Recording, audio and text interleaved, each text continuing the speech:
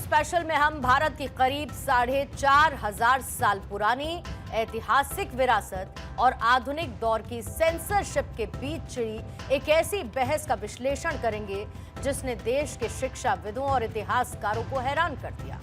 देश में school curriculum तैयार करने वाली सर्वोच्च संस्था एनसीईआरटी एक बार फिर से विवादों के केंद्र में है। नेशनल एजुकेशन पॉलिसी और एनसीएफ के जरिए क्लास 9th के लिए जारी की गई आर्ट एजुकेशन की नई किताब मधुरिमा में सिंधु घाटी सभ्यता के सबसे प्रतिष्ठित प्रतीक यानी कि डांसिंग गर्ल की तस्वीर के साथ छेड़छाड़ का एक गंभीर मामला सामने आया है। पहले आप जानिए कि खबर क्या है। आखिर इतिहास के पन्नों पर आधुनिक नैतिकता का यह पर्दा क्यों डाला जा रहा है?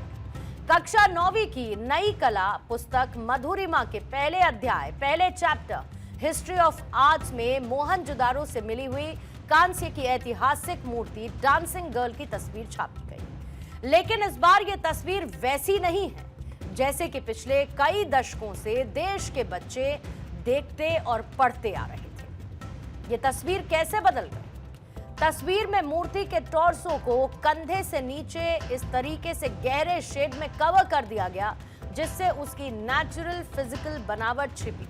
इसे देखने पर ऐसा भ्रम होता है जैसे मूर्ति ने कपड़े पहने हुए। बीते 25 सालों में ये मूर्ति एनसीईआरटी के इतिहास की किताबों में अपने मूल स्वरूप में प्रिंट होती आई है। प्रीवियस एनडीए गवर्नमेंट के दौरान जब मुरली मनोहर जोशी देश के शिक्षा मंत्री थे तब भी इस ऐतिहासिक मूर्ति के मूल स्वरूप को नहीं बदला गया था और ऐसा इतिहास में पहली बार है जब इसके धड़ को ढकने का प्रयास किया गया है। यह मूर्ति लगभग 4 इंच ऊंची कांस्य प्रतिमा की कोई साधारण मूर्ति नहीं है। यह सिंधु घाटी सभ्यता की सबसे फाइन आर्टिफैक्ट्स और साथ ही मेटलर्जी का प्रतीक है।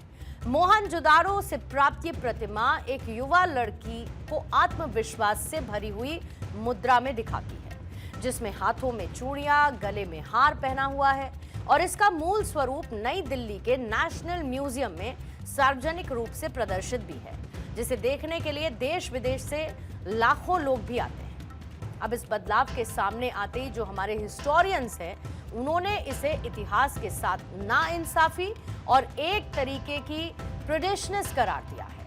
अब इस विवाद को लेकर दो प्रमुख विचारकों और इतिहासकारों में तर्क बहुत महत्वपूर्ण है। मिशेल डेनिनो ने कहा कि ये तस्वीर छात्रों के साथ सरासर नाइंसाफी और गलत है।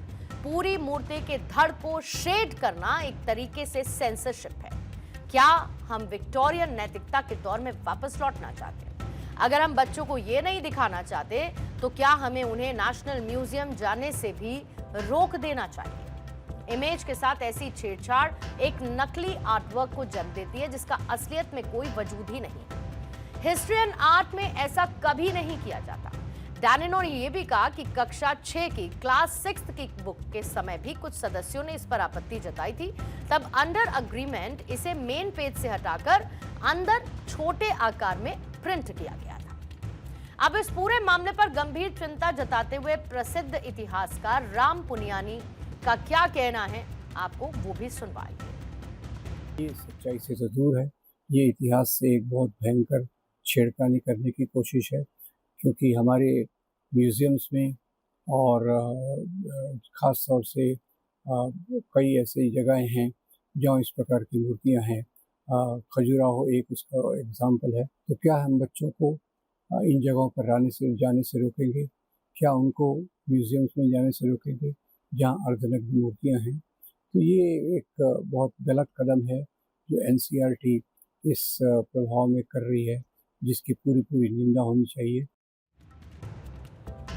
और जब इस पूरे विवाद और न्यूडिटी की वजह से तस्वीर को मास्क करने के दावों पर एनसीईआरटी के डायरेक्टर दिनेश प्रसाद सकलानी से सवाल किया गया तो उन्होंने इन आरोपों को पूरी तरीके से खारिज कर दिया।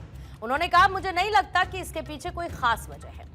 क्लास 6 की सोशल साइंसेस की किताब में भी डांसिंग गर्ल की तस्वीर वैसी है जैसे कि कई हड़प्पा कालीन खोजों की है और इसके साथ ही उन्होंने जिम्मेदारी से पल्ला झाड़ते हुए एक सुझाव दे दिया कि आर्ट एजुकेशन की इस स्पेशल बुक के रेफरेंस में प्रिसाइज एंड टेक्निकल जानकारी के लिए जो रेलेवेंट टेक्स्ट बुक है डेवलपमेंट टीम के सदस्यों से कम्युनिकेट किया जाना चाहिए।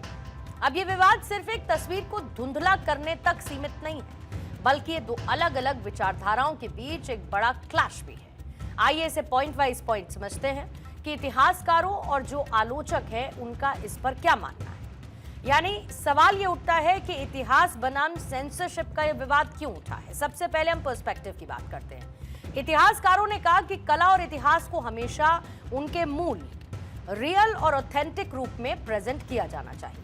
यानी इतिहास के साथ किसी भी तरीके का कॉम्प्रोमाइज उसकी ऑथेंटिसिटी को, उसकी ओरिजिनलिटी को खत्म करता है। संस्थान और समर्थकों का रुख है कि स्कूली शिक्षा में बच्चों की उम्र और उनकी मानसिक परिपक्वता का ध्यान रखना भी जरूरी है।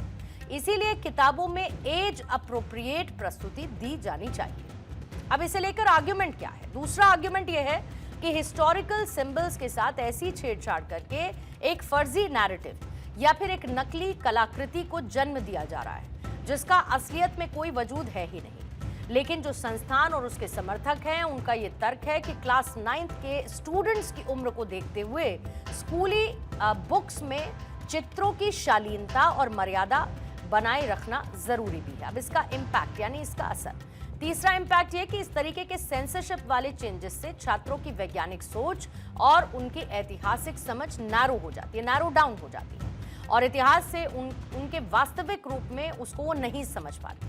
जबकि संस्थान और समर्थकों का कहना है कि इस बदलाव को किसी एजेंडे के तौर पर नहीं देखा जाना चाहिए। ये किताबों को तैयार करने और उनके प्रकाशन के दौरान यानी कि उनके पब्लिकेशन के दौरान होने वाली एक एडिटिंग का हिस्सा मात्र भी हो सकता है। कुदरत और इतिहास को आधुनिक चश्मे से नहीं देखा जा सकता।